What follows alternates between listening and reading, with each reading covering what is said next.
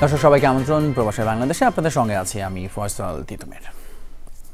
শুরুতে একটি সড়ক দুর্ঘটনার খবর। গ্রিসের এথেন্সে মোটরসাইকেল দুর্ঘটনায় প্রাণ হারিয়েছেন দুই বাংলাদেশি। বুধবার প্রেয়ার আলীতে সকাল 11টার দিকে এই দুর্ঘটনা ঘটে। নিহতের নাম বাবু মোল্লা এবং সুদীপ গোপ।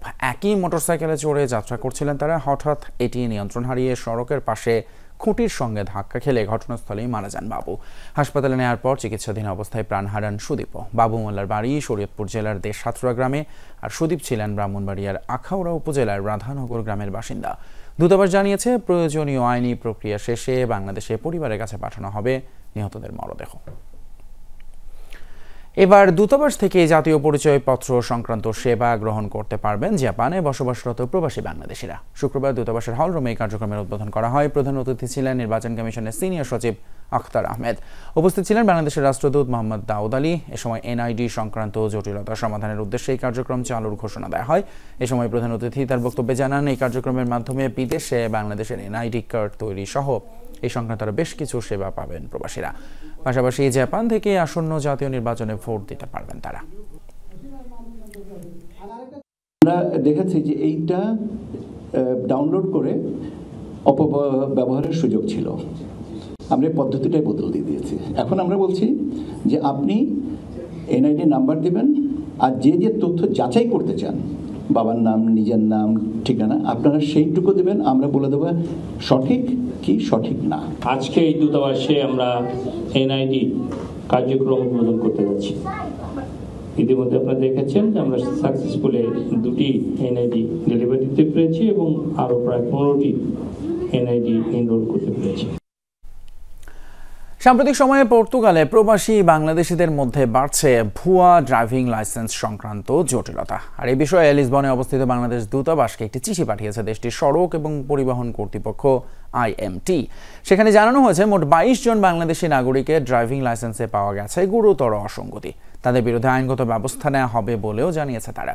দূতাবাসের প্রকাশিত বিজ্ঞপ্তিতে বলা হয়, আইএমটি কর্তৃক সরবরাহকৃত তালিকায় দেখা গেছে একই লাইসেন্স নম্বর ব্যবহার করছেন 2 জন ভিন্ন ব্যক্তি। এটি স্পষ্টতই প্রতারণা এবং আইন বিরোধী কাজ। আর এই ব্যাপারে প্রবাসী বাংলাদেশিদের সতর্ক থাকার আহ্বান জানায় দূতাবাস। উচ্চশিক্ষায় আগ্রহী বাংলাদেশি শিক্ষার্থীদের কানাডায় আসার সুযোগ রয়েছে এখনও, জানিয়েছেন দেশটিতে নিযুক্ত বাংলাদেশি রাষ্ট্রদূত নাহিদা সোভান। কানাডার অটোয়ায় অবস্থিত বাংলাদেশ হাইকমিশনের এক সংবাদ সম্মেলনের কথা জানান তিনি। আরও বলেন, এরই মাঝে কানাডার বেশ কয়েকটি বিশ্ববিদ্যালয়ের ভাইস চ্যান্সেলর এবং প্রেসিডেন্টের সাথে তার আনুষ্ঠানিক আলোচনা সম্পন্ন হয়েছে। আলোচনার ফলাফল হিসেবে শীঘ্রই বাংলাদেশের উদ্দেশ্যে রওনা দেবে বিশ্ববিদ্যালয়গুলোর নিযুক্ত প্রতিনিধি দল। শিক্ষার্থীদের বাছাই করে তাদের ভিসা এবং অন্যান্য আনুষঙ্গিক নথিপত্রের ব্যবস্থা করবে কানাডা প্রশাসন। আর দ্রুতই শুরু করা হবে এই কার্যক্রম। কন্টিনিউড সাপোর্ট দিবে ওইটা আসলে ডিক্লেয়ার করেছে। বাংলাদেশের স্টুডেন্টরা আসতে পারবে ক্যানাডিয়ান ইউনিভার্সিটিগুলোতে। সেই সমস্ত ইউনিভার্সিটির প্রেসিডেন্ট এবং ভাইস চ্যান্সেলরদের সাথে আমি মিটিং করেছি যতটুকু সম্ভব। বিগত এক বছরের কথা বলছি, আমি তাদের সাথে মিটিং করেছি এবং এই মিটিংগুলোতে যে জিনিসটা আমি বলার চেষ্টা করেছি সেটা হচ্ছে যে বাংলাদেশ থেকে যেন তারা আরও বেশি সংখ্যক স্টুডেন্ট কানাডায় নিয়ে আসে তাদের ইউনিভার্সিটিগুলোতে। ইতিহাস এবং প্রকৃতির মেলবন্ধন ফিনল্যান্ডের শৌমেনলিনা দ্বীপ। এখানেই রয়েছে ঐতিহাসিক শৌমেনলিনা দুর্গ। 18 শতকে নির্মিত এই দুর্গে মিশে আছে ইউরোপের রাজনৈতিক এবং সামরিক ইতিহাস, যেখানে প্রতিদিনই বেড়াতে যান হাজার হাজার দর্শনার্থী, যাদের মধ্যে রয়েছে অনেক প্রবাসী বাংলাদেশীও। ফিনল্যান্ড থেকে সহকর্মী আবদুল্লাহ ইকবালের পাঠানো তথ্যচিত্রে বিস্তারিত।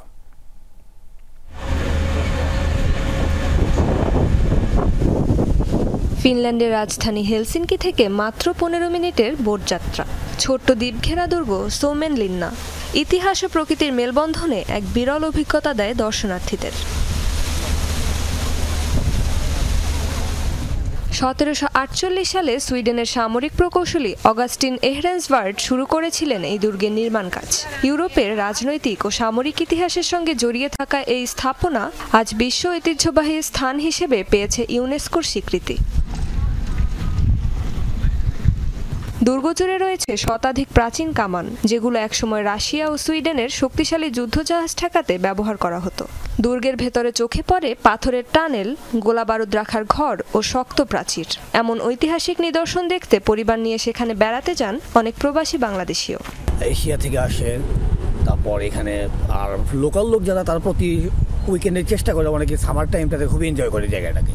এখানে অলমোস্ট পার ইয়ার, প্রতিটা বছর প্রায় 1 মিলিয়ন লোক এখানে এই জায়গাটা দেখতে আসেন।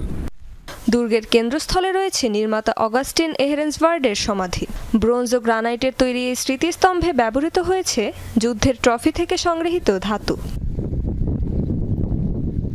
সোমেনলিন্না দ্বীপে রয়েছে ক্যাফে, রেস্তোরাঁ, আর্ট গ্যালারি ও জাদুঘর।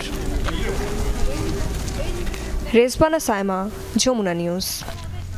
দর্শক, প্রবাসী বাংলাদেশে এই পর্যায়ে সময় হলো একটা বিরতি। আমাদের সাথেই থাকবেন, একটু পরে ফিরছে।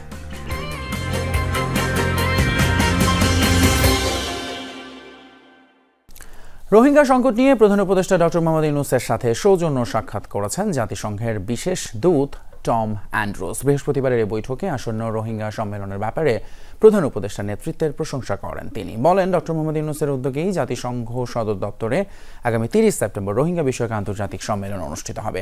রোহিঙ্গাদের আশ্রয় এবং সহায়তা দেয়া আর দীর্ঘমেয়াদী সমাধানের আশাকে বাঁচিয়ে রাখায় বাংলাদেশের প্রতি কৃতজ্ঞতা জানান টম অ্যান্ড্রুস। বৈঠকে রোহিঙ্গাদের আশ্রয় দিতে গিয়ে বাংলাদেশের সমস্যাগুলো তুলে ধরেন প্রধান উপদেষ্টা। তাই পর্যাপ্ত তহবিল নিশ্চিতে সবার সহযোগিতা চান ডক্টর ইউনূস। রোহিঙ্গা ইস্যুতে আগামী 25 আগস্ট কক্সবাজারে অনুষ্ঠিতব্য স্টেক হোল্ডার সংলাপে অংশ নিতে বাংলাদেশ সফর করছেন টম অ্যান্ড্রুস। সংলাপের উদ্বোধন করবেন প্রধান উপদেষ্টা। আগামী ফেব্রুয়ারিতেই হবে জাতীয় সংসদ নির্বাচন। পরবর্তীতে সরকারের কোনো নির্বাচিত বা মনোনীত পদে থাকবেন না প্রধান উপদেষ্টা ডক্টর মোহাম্মদ ইউনূস।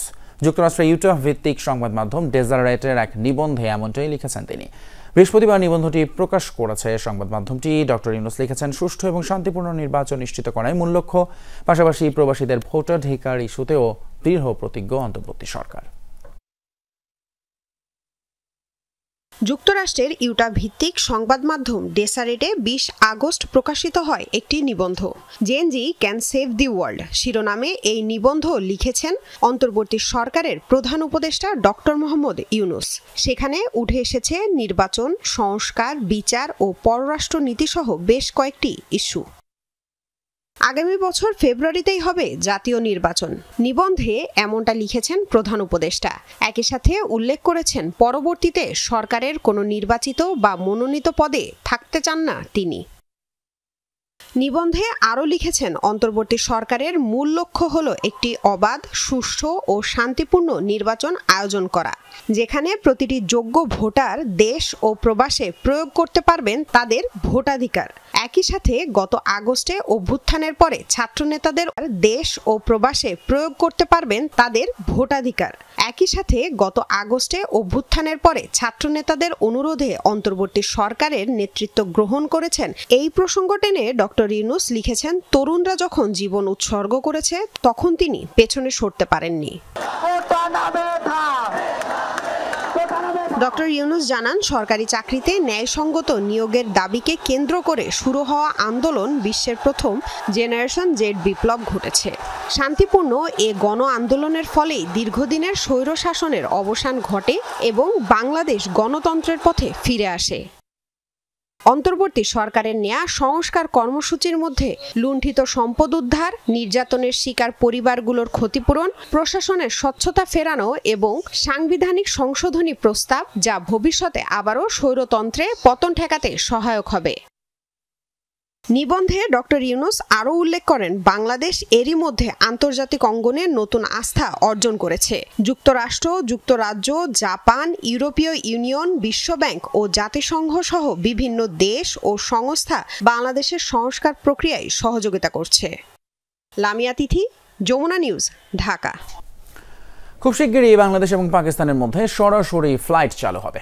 বাড়বে উভয় দেশের মধ্যে বাণিজ্য এবং বিনিয়োগ। চট্টগ্রামের ব্যবসায়ীদের সাথে মতবিনিময়ে এসব তথ্য জানান পাকিস্তানের বাণিজ্য মন্ত্রী জিয়াম কামাল খান। বলেন, রোববার জয়েন্ট ইকোনমিক কমিশন বিষয়ে চুক্তি সই হবে। বাণিজ্য উপদেষ্টা বলেন, বাণিজ্য বাড়লে সমৃদ্ধ হবে উভয় দেশের অর্থনীতি। বাংলাদেশ ও পাকিস্তান দুদেশের মধ্যে বাণিজ্য সম্প্রসারণ ও সম্ভাবনা নিয়ে দুপুরে Chittagong chamber of commerce and ইন্ডাস্ট্রিতে চট্টগ্রামের ব্যবসায়ীদের সাথে মতবিনিময় সভা করেন বাংলাদেশের বাণিজ্য উপদেষ্টা এবং পাকিস্তানের বাণিজ্য মন্ত্রী। এ সময় পাকিস্তানের বাণিজ্য মন্ত্রী জাম কামাল খান জানান, দুদেশের মধ্যে বাণিজ্য ও বিনিয়োগ সহযোগিতা বাড়াতে জয়েন্ট ইকোনমিক কমিশন কাজ করবে। এজন্য দ্রুত রোডম্যাপ ঘোষণা করা হবে। দুই দেশের বিমান পরিবহন মন্ত্রণালয়ের মধ্যে বিষয়টি নিয়ে আলোচনা প্রায় শেষ পর্যায়ে। এই বছরের শেষের দিকেই বাংলাদেশ পাকিস্তানের মধ্যে সরাসরি ফ্লাইট চালু করা হবে। এতে মানুষের যাতায়াতের পাশাপাশি পণ্য আমদানি রফতানিও সুবিধাজনক হবে। দুই দেশের মধ্যে ব্যবসা বাণিজ্য বাড়ানো গেলে দেশের অর্থনীতি আরো সমৃদ্ধ হবে বলে জানিয়েছেন বাণিজ্য উপদেষ্টা শেখ বশির উদ্দিন। সকলের সাথে উদারভাবে সংযুক্ত হওয়ার চেষ্টা করছি এবং আমাদের বিক্রয়ের প্রবৃদ্ধি এবং আমাদের প্রতিযোগিতাপূর্ণ মূল্যে আমদানির সক্ষমতা বৃদ্ধি করার ক্ষেত্রে আমরা একত্রিত হয়েছি। সুন্দর সুন্দর সম্ভাবনা নিয়ে কাজ করেছি আমাদের বাণিজ্য বৃদ্ধি করার, আমাদের আমদানি এবং রপ্তানি উভয়ের সক্ষমতা বৃদ্ধি করা এবং যেসব সহযোগিতার স্থানগুলো উনি উল্লেখ করলেন, এর বাইরেও বেশ কিছু বিষয় নিয়ে আমরা কাজ করছি। সভায় দুদেশের বিনিয়োগ সম্ভাবনা ও চ্যালেঞ্জ তুলে ধরেন ব্যবসায়ী নেতারা। শহীদুল সুমন, যমুনা নিউজ, চট্টগ্রাম। হিলি স্থল বন্দরে বেড়েছে ভারত থেকে কাঁচা মরিচ আমদানির পরিমাণ। কয়েকদিন আগেও এই বন্দর দিয়ে প্রতিদিন 8 থেকে 10 ট্রাক আমদানি হলেও এখন আসছে 15 থেকে 17 ট্রাক। বৃহস্পতিবার একদিনেই 29 ট্রাকে 239 টন কাঁচামরিচ আমদানি হয়েছে। 6 দিনে 72টি ট্রাকে এসেছে 618 টন কাঁচামরিচ। আমদানিকারকরা বলছেন, বন্যার খরার কারণে মরিচের আবাদ ক্ষতিগ্রস্ত হয়েছে। চাহিদা বেড়েছে ভারতীয় জাতের। পাইকারি বাজারে 170 থেকে 180 টাকা দরে বিক্রি হচ্ছে। ভারতের মোকামে প্রতি কেজি কিনতে হচ্ছে 80 থেকে 90 রুপিতে। কেজি প্রতি শুল্ক পরিশোধ করতে হচ্ছে 37 টাকা। আমদানি হওয়া কাঁচামরিচ ঢাকা, চট্টগ্রাম, বগুড়া সহ দেশের বিভিন্ন প্রান্তে সরবরাহ হচ্ছে। ইন্ডিয়াতে বাজার বেশি, বাংলাদেশে মাল শর্ট, দুই দিকে মিলে দাম বেশি। 180 টাকা কেজি দাম যাচ্ছে। মরিচের আমদানি আছে, দাম কমতেছে না। কিতা বেশি মাল হিসেবে কিতা বেশি, দাম কমতেছে না। দর্শক, এই পর্যায়ে প্রবাসের বাংলাদেশে নেব আরেকটা বিরতি। আমাদের সাথে থাকুন। দেখছেন প্রবাসের বাংলাদেশ, আরও একবার স্বাগত জানাচ্ছি। বছর কয়েক আগে ইমরুল কায়েসের সঙ্গে অসদাচরণ করেছিলেন গামিনী ডি সিলভা। শোনা যায় চলতি বছর নাকি ইবাদত হোসেনকেও দল থেকে বাদ দেওয়ার হুমকি দিয়েছিলেন গামিনী। বাধ্য হয়ে এই ক্রিকেট অপারেশনসে অভিযোগ করেন ডানহাতে এই পেসার। জাতীয় দলের একসময়ের তারকা ইমরুল কায়েস বলছেন, শুধু ক্রিকেটারই নয়, গামিনীর রক্তচক্ষুর শিকার গ্রাউন্ডসম্যানেরাও। ভালো উইকেটের এখন প্রত্যাশা রাখছেন টনি হেমিংয়ের কাছে। মাস দুয়েক আগের ঘটনা। নিউজিল্যান্ড এ দলের বিপক্ষে দ্বিতীয় 4 দিনের ম্যাচে একাদশে না থাকায় লাঞ্চ ব্রেকে সাইড উইকেটে স্পট বোলিং করছিলেন বাংলাদেশ এ দলের ইবাদত হোসেন। অনুশীলনের উইকেট ভালো না হওয়ায় হতাশা ব্যক্ত করলে ভুল শিকারের জায়গায় রীতিমতো ক্ষেপে যান গামিনী ডি সিলভা। এমনকি শোনা যায় ইবাদতকে দল থেকে বাদ দেওয়ার হুমকিও নাকি দিয়েছিলেন গামিনী। বাধ্য হয়ে ক্রিকেট অপারেশনসে অভিযোগ করেন ডানহাতি এই পেসার। গামিনীর অসদাচরণের শিকার হওয়া ইবাদতই প্রথম ব্যক্তি নন। বছর কয়েক আগে ইমরুল কায়েসের সঙ্গেও দুর্ব্যবহার করেছিলেন গামিনী। এমনকি বার কয়েক শ্রীলঙ্কান এই পিচ কিউরেটরের অসদাচরণের শিকার হয়েছিলেন গণমাধ্যম কর্মীরাও। ক্রিকেটারদের নিজেদেরই একটা লজ্জার ব্যাপার লাগতো, আমি নিজের কাছে লজ্জা লাগতো। আমি রিসেন্টলি এই কারণে অনেক দিন আমি একাডেমি মাঠে প্র্যাকটিস করি নাই বা আসতামও না, ইচ্ছা করতো না। কারণ আমার সাথে আমাকে প্র্যাকটিস করতে গেলে গামিনীর সাথে স্পেশালভাবে পারমিশন নিতে হবে, অনেককে রিকোয়েস্ট করতে হবে। সো এই জিনিসগুলো ভালো লাগতো না। শুধু ক্রিকেটারই না, মাঠকর্মীদের সাথে গামিনীর দুর্ব্যবহারের ঘটনাও আছে অগণিত। শোনা যায় গামিনী যেন ব্যর্থ হন, এজন্য মাঠকর্মীরা ঠিকঠাক কাজ করতেন না। এমনকি মাঠকর্মীদের প্রাপ্য বোনাসের অর্থ কুক্ষিগত করার অভিযোগ উঠেছে নানা সময়। গ্রাউন্ডসম্যানদের সাথে যখন কথা বলতাম, যেহেতু বাংলাদেশের গ্রাউন্ডসম্যান সবাই খুব আমাদের সাথে পরিচিত, ক্লোজ, তো ওনারা কেউই পছন্দ করে নাই মানুষটাকে। আমি নাই ওনার কাছ থেকে একটা রেসপেক্ট পেয়েছি, এটার জন্য প্রবলেম। বাট যারা সারা বছর তাকে নিয়ে কাজ করে, এই মানুষগুলো তাকে খুব অপছন্দ করে। তো একটা মানুষ তো সবার কাছে খারাপ হতে পারে না, ডেফিনেটলি তার নিজস্ব হয়তো বা কোনো প্রবলেম আছে এই জন্য। সম্প্রতি বিসিবির হেড অফ টার্ফ ম্যানেজমেন্ট হয়েছেন টনি হেমিং। দুনিয়া জুড়ে উইকেট তৈরির অভিজ্ঞতা রাখা অভিজ্ঞ এই কিউরেটরের প্রতি ইমরুলের তাই প্রত্যাশাও বেশি।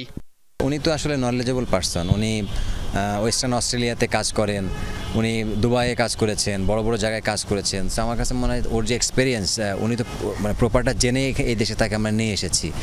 তো উনি যদি প্রপারলি কাজ করতে পারে, আমরা কাজ করতে দিই তাকে, ওর ফ্রিডম ওয়াইজ আমার মনে হয় যে বাংলাদেশের উইকেটগুলো অ্যাটলিস্ট চেঞ্জ হবে, ব্যাটসম্যানরা খেলে স্কিলে ওয়াইজ সব কিছু ইমপ্রুভ করতে পারবে। লম্বা একটা সময় হোম অফ ক্রিকেটে বাংলাদেশ দলের খেলা নাই। এই সময়টা নিজের মতো করে মাঠ গুছিয়ে নেয়ার চেষ্টায় হেমিং। আপাতত উইকেটের পাশাপাশি ড্রেনেজ ব্যবস্থারও উন্নতি করার লক্ষ্য এই পিচ কিউরেটরের। আফনান পিয়াল, যমুনা স্পোর্টস, ঢাকা। ফুটবল এবার নারী সাফ অনূর্ধ্ব 17 চ্যাম্পিয়নশিপে নিজেদের দ্বিতীয় ম্যাচে ভারতের কাছে 2-0 গোলে হেরেছে বাংলাদেশ। চ্যাংলিমিথাং স্টেডিয়ামে ম্যাচের শুরু থেকে আক্রমণাত্মক খেলেছে ভারতীয় দল। বাংলাদেশ পাল্টা আক্রমণ চালালেও প্রতিপক্ষের রক্ষণ দেয়ালের সামনে পরাস্ত হয়। 10 মিনিটের মাথায় গোলরক্ষক ইয়ারজন গোল কিক নেওয়ার সময় পা পেনাল্টি বক্সের বাইরে চলে আসলে শুরু হয় বিতর্ক। খেলোয়াড় এবং কোচদের বিবাদ থামাতে গেলে হলুদ কার্ড দেখেন বাংলাদেশের কোচ মাহবুবুর রহমান। 3 মিনিট পর ভারতকে এগিয়ে দেয় প্রল ফার্নান্দেজ। বিরতির পর পাল্টা আক্রমণ চলতে থাকে দু দলের মধ্যে। 76 মিনিটে ব্যবধান বাড়ান ভারতের বনিফিলিয়া সোল্লায়। আর কোনো গোল না হলে হার নিয়ে মাঠ ছাড়ে লাল সবুজের প্রতিনিধিরা। দর্শক, এই ছিল আমাদের প্রবাসী বাংলাদেশের আজকের আয়োজন। এতক্ষণ সাথে থাকার জন্য ধন্যবাদ আপনাদের সবাইকে।